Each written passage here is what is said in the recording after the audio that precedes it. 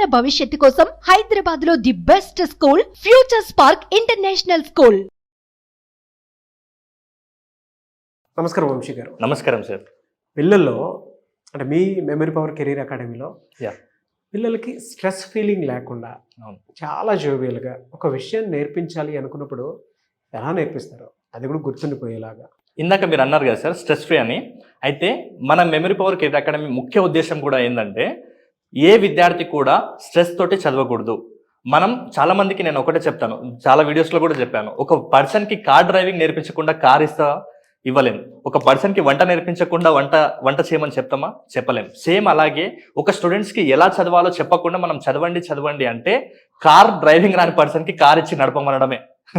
కాబట్టి ప్రతి పేరెంట్ కూడా అర్థం చేసుకోవాలి, మన కెరీర్ అకాడమీ ముఖ్య ఉద్దేశం కూడా స్ట్రెస్ ఫ్రీ. కాబట్టి మీకు డెమోగా చూపిస్తాను. అంటే మనం అసలు ఎంత ఫన్గా నేర్చుకుంటాం.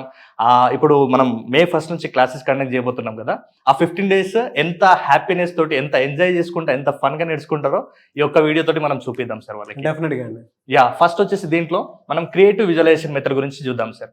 ఈ క్రియేటివ్ విజువలైజేషన్ మెథడ్ చేయడం వల్ల ప్రతి పిల్లల్లో కూడా కాన్సన్ట్రేషన్ పవర్ని ఎలా పెంచుకోవాలో మనం అక్కడ చెప్తాము. అంటే ఆటోమేటిక్గా మనం ఆ మెథడ్ని ఫాలో అయితే కాన్సన్ట్రేషన్ పెరుగుతుంది, దాంతోపాటు పిల్లల్లో అటెన్షన్ పెరుగుతుంది. నెక్స్ట్ వచ్చేసి మెమరీ పవర్ని ఇంక్రీజ్ చేసుకోవచ్చు, అలాగే విజువలైజేషన్ కెపాసిటీ అనేది ఆటోమేటిక్గా పెరుగుతుంది సార్. ఐన్స్టీన్ ఏమంటాడంటే ఆలోచనల కంటే కూడా మీ యొక్క విజువలైజేషన్ పవర్ అనేది చాలా సక్సెస్ఫుల్ అవ్వడానికి తోడ్పడుతుంది అని చెప్తాడు సార్. కాబట్టి విజువలైజేషన్ పవర్ని ఎలా పెంచాలో చెప్తుంది. అలాగే ఒక పర్సన్ ప్రతి విషయాన్ని మర్చిపోతున్నాడు అంటే తన బ్రెయిన్లో న్యూరాన్స్ స్ట్రాంగ్గా కనెక్షన్ లేవు అని అర్థం. కాబట్టి మనం ఈ మెథడ్ యూజ్ చేయడం వల్ల న్యూరాన్స్ అనేది చాలా పవర్ఫుల్గా స్ట్రాంగ్గా కనెక్షన్స్ బిల్డ్ అవుతాయి. ఫైనల్గా వచ్చేసి క్రియేటివిటీ కూడా డెవలప్ అవుతుంది పిల్లల్లో. అంటే కొత్త కోణంలో చూడడం, కొత్త కోణంలో ఆలోచించడం. సో ఆ మెథడ్కి సంబంధించి ఇప్పుడు చూద్దాం సార్. ఇక్కడ నేను కొన్ని వర్డ్స్ రాశాను, ఓకేనా? ఈ వర్డ్స్ని మనం గుర్తుపెట్టుకోవాలి. ఎలా గుర్తుపెట్టుకోవాలి? ఇప్పుడు ఈ యాక్టివిటీలో మీరు కూడా పార్టిసిపేట్ చేయాలి సార్. ఓకే, అంటే జస్ట్ మన కళ్ళు మూసుకొని నేను చెప్తాను ఒక స్టోరీ, ఆ స్టోరీని మీరు విజువలైజ్ చేయండి. దీన్ని క్రియేటివ్ విజువలైజేషన్ అంటాం, కొత్తగా ఊహిస్తాం. ఓకేనా సార్? ఎవరైతే ఈ వీడియో చూస్తున్నారో ప్రతి ఒక్కరు కూడా ఈ యాక్టివిటీలో పాల్గొనండి. ఎండ్లో చూడండి రిజల్ట్ ఎలా ఉంటుందో. రైట్, ఫస్ట్ నేను ఈ వర్డ్స్ నేర్పిస్తాను సార్ మీకు. ఓకేనా? అందరికి, ఆడియన్స్కి, అలాగే మీకు కూడా నేను చెప్తాను. Right, close your eyes.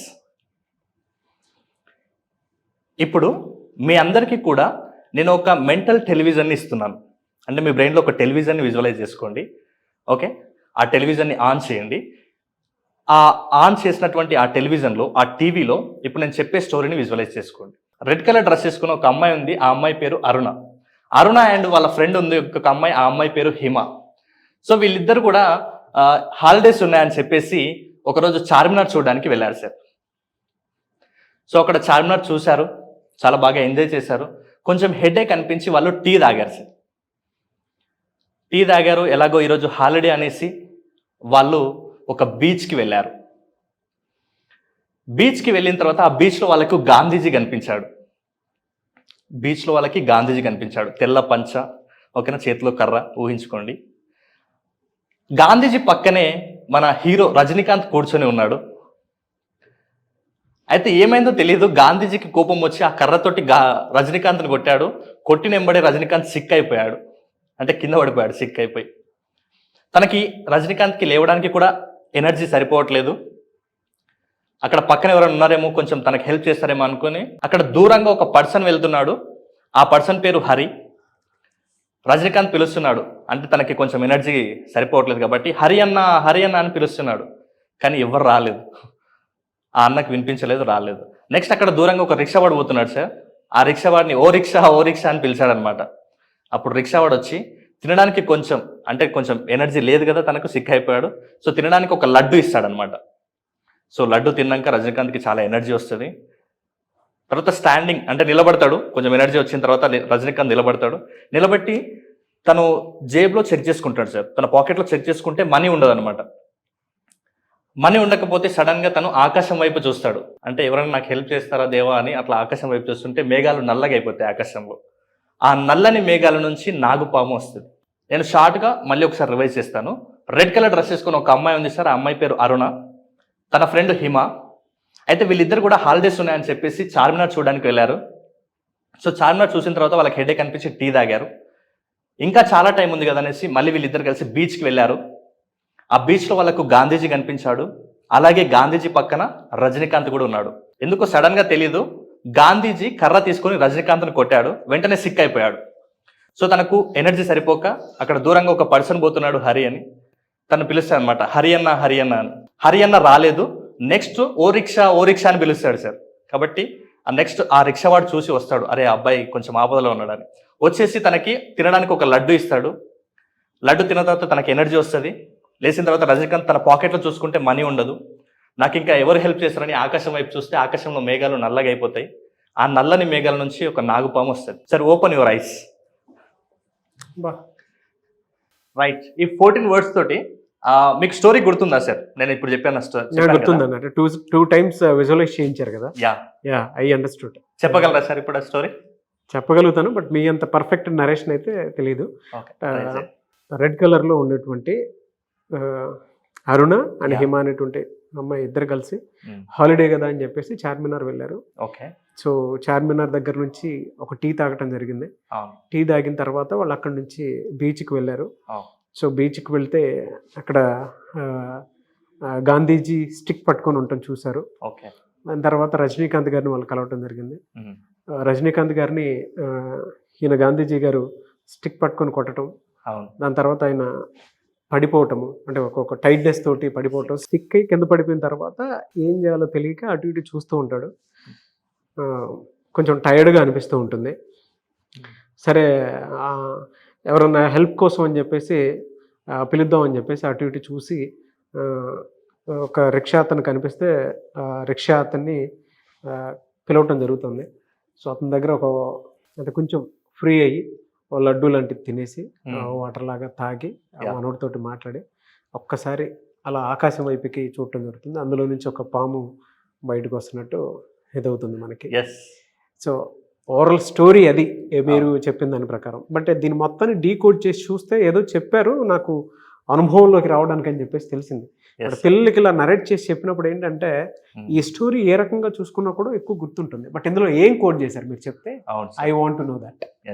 Super sir. అంటే ఓవరాల్ గా స్టోరీ కూడా మీరు బాగా చెప్పారు, కాకపోతే అక్కడక్కడ మిస్ అయినాయి. ఎక్కడ సార్ ఎక్కడెక్కడ మిస్ చేశారు అంటే ఇక్కడ హరియన్న అనే మిస్ చేశారు, నెక్స్ట్ మనీ మిస్ చేశారు.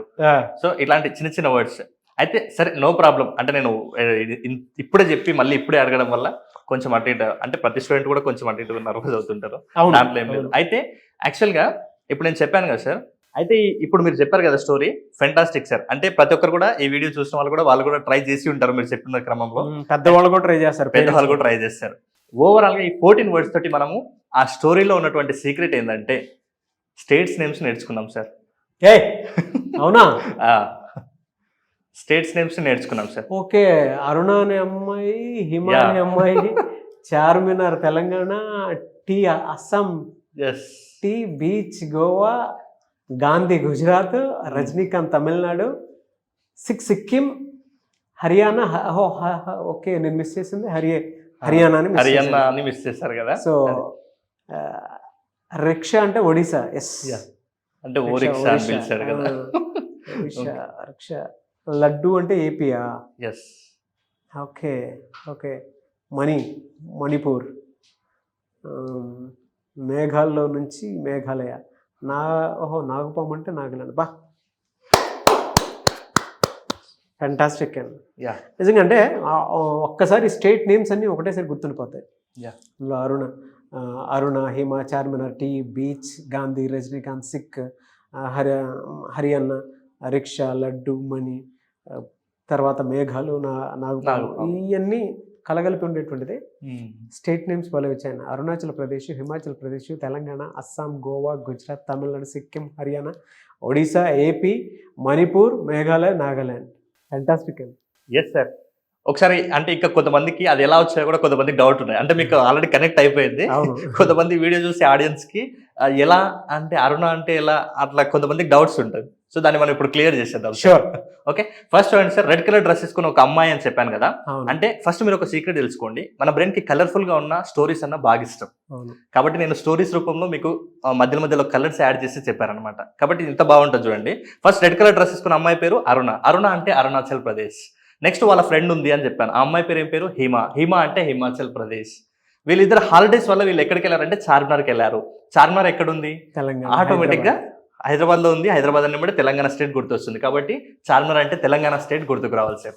సో నెక్స్ట్ వచ్చేసి వాళ్ళు ఏం చేశారు, చార్మినార్ దగ్గర టీ తాగారు. టీకి ఫేమస్ స్టేట్ ఏది, ఆటోమేటిక్గా అందరూ తెలుసు అస్సాం టీ చాలా ఫేమస్, కాబట్టి టీ అన్నప్పుడు మనకు అస్సాం స్టేట్ గుర్తుకు రావాలి. నెక్స్ట్ వీళ్ళు టీ తాగి ఎక్కడికి వెళ్ళారు, వెరీ గుడ్, బీచ్కి వెళ్ళారు. బీచ్ అన్నప్పుడే మనకు వెంటనే గుర్తొచ్చేది గోవా బీచ్, కాబట్టి బీచ్ అన్నప్పుడే గోవా స్టేట్ గుర్తుకు రావాలి. బీచ్లో ఎవరున్నారు, తెల్ల పంచ, తెల్ల ధోతి, నెక్స్ట్ చేతిలో కర్ర అని నేను మెన్షన్ చేశాను. సో బీచ్ అన్నప్పుడే గోవా గుర్తొస్తుంది. నెక్స్ట్ బీచ్లో ఎవరున్నారంటే గాంధీజీ ఏ స్టేట్, గుజరాత్, అంటే తను పుట్టింది పోర్బందర్లో పుట్టారు కదా, గుజరాత్ స్టేట్, కాబట్టి గాంధీజీ అన్నప్పుడే గుజరాత్ స్టేట్. నెక్స్ట్ గాంధీజీ పక్కన ఎవరున్నారు, రజనీకాంత్ ఉన్నాడు. రజనీకాంత్ అన్నప్పుడే ఏ స్టేట్ తనది, తమిళనాడు. తమిళ హీరోస్ ఎక్కువ తీస్తారు కదా, తమిళ హీరో అంటాం కదా, కాబట్టి రజనీకాంత్ అంటే తమిళనాడు స్టేట్ గుర్తొస్తుంది. సో ఎందుకో తెలియదు కానీ గాంధీజీ కట్టెతోటి కొట్టినప్పుడు రజనీకాంత్ ఏమయ్యాడు, సిక్ అయిపోయాడు అంటే మనకు సిక్కిం స్టేట్ గుర్తొస్తుంది.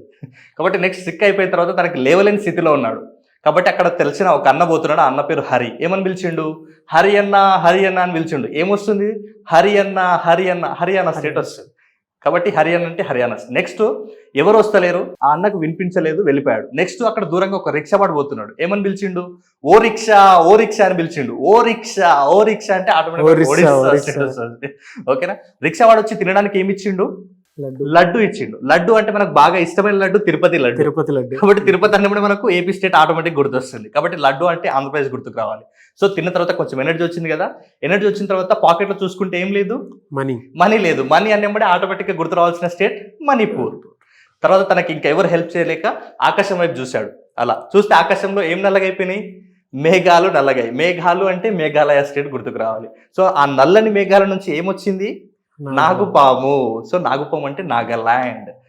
ఇలా అంటే జస్ట్ మనం ఎంత చాలా తక్కువ టైంలో, నాకు తెలిసి 10 seconds లో ఇది క్లియర్ చేసి పడేస్తాం. అంటే ఒక విజువలైజ్ చేసుకోవడానికి స్టార్టింగ్ కొంచెం కష్టం అనిపిస్తుంది, కానీ గుర్తు తెచ్చుకోవడానికి 5-6 సెకండ్ల కంటే ఎక్కువ టైం పడుతుంది సార్. ఇప్పుడు స్టోరీ నిద్రలో లేపినా ఎవరైనా సరే చెప్తారు, అంటే స్టేట్ నేమ్స్ ఈజీ అయిపోతాయి. నేను అదే చెప్పాను కదా సార్, కాంపిటేటివ్ ప్రిపేర్ అయ్యేటువంటి వాళ్ళు ఎవరైతే ఉంటారో ఇది చూస్తే డెఫినెట్ గా మిమ్మల్ని గుర్తుపెట్టుకుంటారండి. అవును సార్. మెమరీ పవర్ పోయింది అనుకున్నటువంటి వాళ్ళు మీ దగ్గర ఎవరైనా కాంపిటేటివ్ ప్రిపేర్ అయ్యేటువంటి వాళ్ళైనా సరే, పిల్లలైనా సరే అండి, మీరు కనుక వంశీ గారి దగ్గర అపాయింట్మెంట్ తీసుకొని ఎలా పెంచుకోవాలి మెమరీ పవర్ అనుకున్నటువంటి వాళ్ళు ఎవరికైనా సరే జీకే ప్రిపేర్ అయ్యేటప్పుడు డేట్స్ అవి గుర్తుండవు, లేదా కొంతమంది పేర్లు గుర్తుండవు, అంటే కన్ఫ్యూజ్ అయిపోతాము. సో దాని నుంచి ఎలా బయటపడాలంటే కొన్ని టెక్నిక్స్ ఉంటాయి. టెక్నిక్స్ అంటే డెప్త్ వెళ్ళే కొద్దీ కొన్ని టెక్నిక్స్ తెలుస్తూ ఉంటాయి. సో మీ దగ్గర అపాయింట్మెంట్ తీసుకొని క్లియర్ చేసుకోవచ్చు కదా. అవును సార్. సో అపాయింట్మెంట్ తీసుకొని క్లియర్ చేసుకోవచ్చు. అండ్ మే నుంచి క్లాసెస్ అవుతుంటున్నాయి, మే 1st నుంచి. ఎప్పుడు ఏ విధంగా ఉంటున్నాయి, అందులో ఏమేమి ఉన్నాయి? ముఖ్యంగా వచ్చేసి మనము అంటే నేను ప్రతి వీడియోలో కూడా చెప్తుంటాను, ఇది ఒక ప్రాసెస్ సార్. చాలా మంది పేరెంట్స్కి ఇలాంటి ప్రాసెస్ ఉంటాయని, పేరెంట్స్కి, టీచర్స్కి, స్టూడెంట్స్కి ఎవరికి కూడా సరిగా వీటి పట్ల అవగాహన లేదు. కాబట్టి ఇంకా వాళ్ళు స్ట్రెస్లోనే చదువుకుంటున్నారు, స్ట్రెస్ లైఫ్ని లీడ్ చేస్తున్నారు. కాబట్టి ప్రతి ఒక్క స్టూడెంట్స్ని కూడా స్ట్రెస్ ఫ్రీ చేయడం కోసం మనము ఇలాంటి టెక్నిక్స్ని మే 1st రోజు క్లాస్ కండక్ట్ చేయబోతున్నాం సార్. దాంట్లో ఏమేమి ఉంటాయంటే, ఫస్ట్ మెమరీ టెక్నిక్స్ ఉంటాయి, అంటే ఎలా గుర్తుపెట్టుకోవాలి, తర్వాత ఎలా స్పీడ్గా చదవాలి, అంటే మెమరీ సరే గుర్తుపెట్టుకుంటున్నాం కానీ స్పీడ్గా సిలబస్ని కవర్ చేయాలి కదా, కాబట్టి స్పీడ్ రీడింగ్ ఉంటుంది. నెక్స్ట్ మనం గుర్తుపెట్టుకుంటున్నాం, స్పీడ్గా చదువుతున్నాం, రాయడం కూడా చాలా ఇంపార్టెంట్ కదా, అందుకోసమని హ్యాండ్ రైటింగ్ స్కిల్స్ ఉన్నాయి. ఇంకా ముఖ్యంగా చదువుకుంటూ వెళ్తున్న క్రమంలో ఎటు వెళ్ళాలో సరిగ్గా తెలియదు, కాబట్టి కెరీర్ అడ్వైజెస్ ఉంటుంది. ఫైనల్గా చాలామంది విద్యార్థులకు మనీ మేనేజ్మెంట్ గురించి ఉంటుంది. ఇంకా కొంతమంది విద్యార్థులకు LSRW అంటే లెర్నింగ్ డిజబిలిటీస్ ఉంటాయి కొంతమందికి. సో దాన్ని కూడా ఎలా ఓవర్కమ్ చేయాలి, ఈ 6 టాపిక్స్ని మనం 15 రోజుల పాటు కవర్ చేయబోతున్నాము. అది మే 1st రోజు క్లాస్ ఉండబోతుంది. 2 బ్యాచ్లుగా ఉంటుంది, ఒకటి మార్నింగ్ బ్యాచ్ ఉంటుంది, నెక్స్ట్ ఇంకొకటి ఈవినింగ్ బ్యాచ్ ఉంటుంది. అలా మీకు ఎవరికైనా ఆసక్తి ఉంటే ఓవరాల్గా ఒక సక్సెస్ఫుల్ స్టూడెంట్ అవ్వడానికి, ఒక సక్సెస్ఫుల్ పర్సన్ అవ్వడానికి అద్భుతమైన వర్క్షాప్ ఇది. మే 1st రోజు first batch or second batch 2 కూడా స్టార్ట్ అవబోతున్నాయి.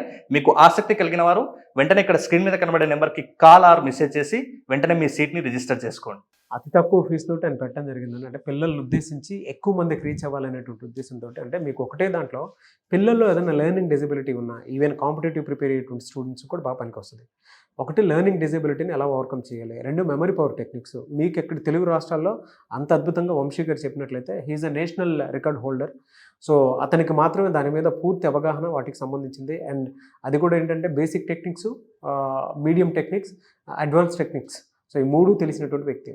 అండ్ ఫినాన్షియల్ నాలెడ్జ్ ముఖ్యంగా పిల్లలకి అర్నింగ్ సోర్సెస్ చదువుకునేటప్పుడే ఎటువైపు నుంచి ఎటువైపు తీసుకొస్తే మంచిది అండ్ ఏ విధంగా వెళ్తే బెటర్గా ఉంటుంది, ఎలా అర్నింగ్ సోర్సెస్ క్రియేట్ చేసుకోవచ్చు అనేది కూడా దాంట్లోనే ఇస్తారు. అండ్ ఫోర్త్ది వచ్చేటప్పటికి అంటే ఎడ్యుకేషన్ లోన్ కూడా, ఈవెన్ మనం కాంపిటేటివ్ ప్రిపేర్ అవుతున్నా కూడా ఎడ్యుకేషన్ లోన్ ఎలా తీసుకోవచ్చు అనే దానికి కూడా.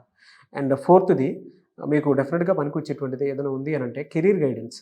అందులో కెరీర్ గైడెన్స్కి సంబంధించి 10th ఇంటర్ డిగ్రీ తర్వాత ఏం చేస్తే బెటర్గా ఉంటుంది, ఏ కెరీర్లో ఏ ఏ అవకాశాలు ఉన్నాయి, అవన్నీ కూలంకషంగా అందులో వివరించడం జరుగుతుంది. అండ్ వీటితో పాటు hand writing skills, fast reading skills, ఏదైనా చదివేటప్పుడు ఎంత ఫాస్ట్గా ఏ విధంగా చదవాలి, ఏదైనా రాసేటప్పుడు హ్యాండ్ రైటింగ్ కూడా ఏ విధంగా ఉండాలి అనేది కూడా ఆయన టీచ్ చేయడం జరుగుతుంది.